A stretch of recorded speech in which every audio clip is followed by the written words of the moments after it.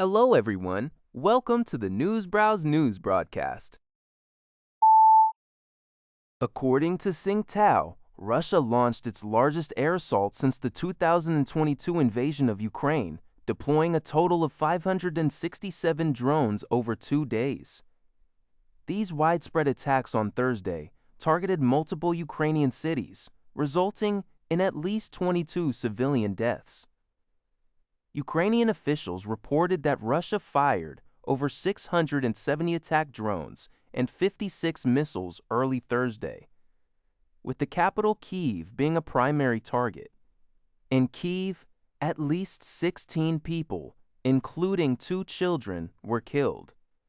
Mayor Vitaly Klitschko declared Friday a day of mourning.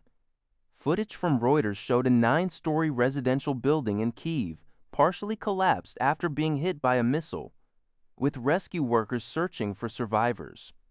President Volodymyr Zelensky criticized Russia's actions, stating they contradict President Vladimir Putin's earlier remarks about the war nearing its end. Kharkov, Ukraine's second-largest city, also experienced attacks, leaving 28 people injured, including 3 children. Additionally, port facilities and railway systems in Odessa were targeted. Ukraine's energy ministry confirmed power supply disruptions in 11 regions and damage to 180 facilities, including over 50 residential buildings.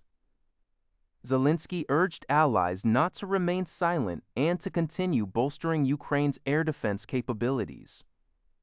Foreign Minister Andriy Sybiha highlighted that Russia's large-scale attacks during former U.S. President Donald Trump's visit to China indicate Moscow's unwillingness to cease hostilities, calling for the U.S. and China to pressure Russia to end the conflict.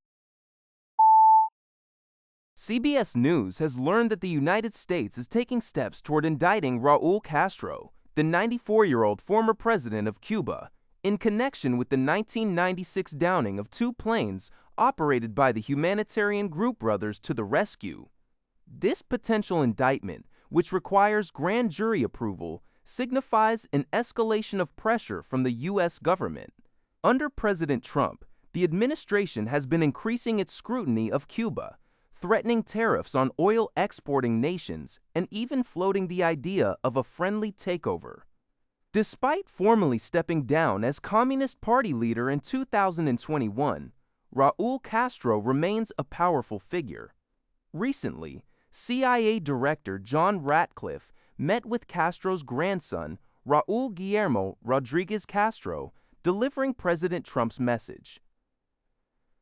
The U.S. is prepared to engage on economic and security issues only if Cuba makes fundamental changes and stops being a safe haven for adversaries in the Western Hemisphere.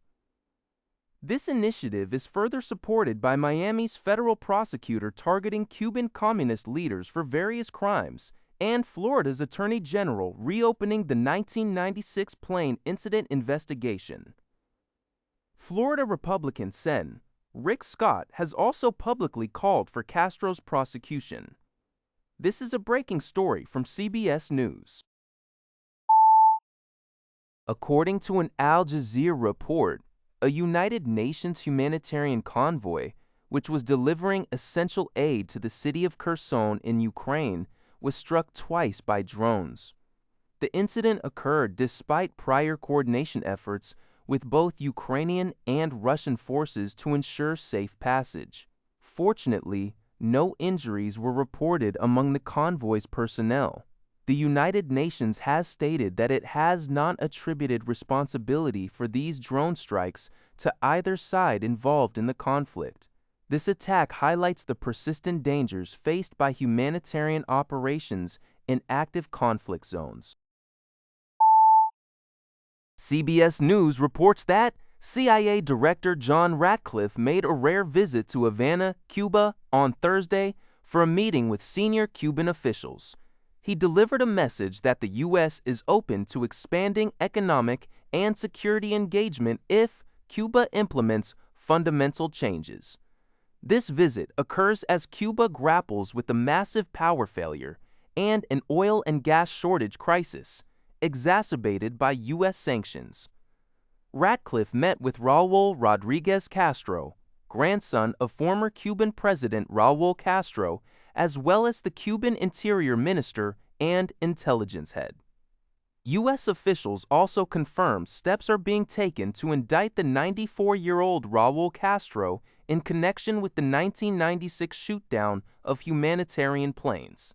The discussions included intelligence cooperation, economic stability, and security, with Ratcliffe cautioning that the offer wouldn't last indefinitely and red lines would be enforced.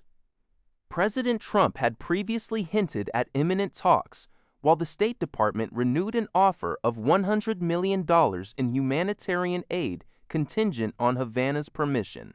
The Trump administration increasingly views Cuba and Venezuela as central to a geopolitical contest involving China, Russia, and Iran in the Western Hemisphere. As U.S. President Trump visits Beijing for a summit with Chinese leader Xi Jinping, bipartisan lawmakers in the U.S. House of Representatives announced on Wednesday, May 13th, the introduction of a resolution reaffirming America's long-standing policy towards Taiwan.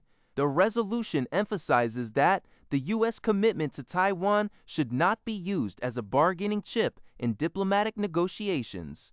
Led by Representatives John Molinar, Ro Khanna, and Jill Tokuda, the resolution underscores that the Taiwan Relations Act, the 3 joint communiques, and the 6 assurances form the bedrock of U.S. policy toward Taiwan.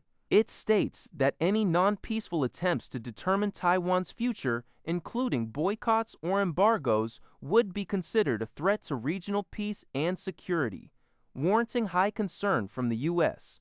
Additionally, Democratic leaders from 4 major House committees collectively sent a letter to President Trump, urging him to reaffirm U.S. policy during his visit and address concerns over delays in arms sales to Taiwan. Similar bipartisan efforts are also underway in the Senate. This news comes from the Epoch Times. That's all for this video. Thank you for watching. See you in the next video.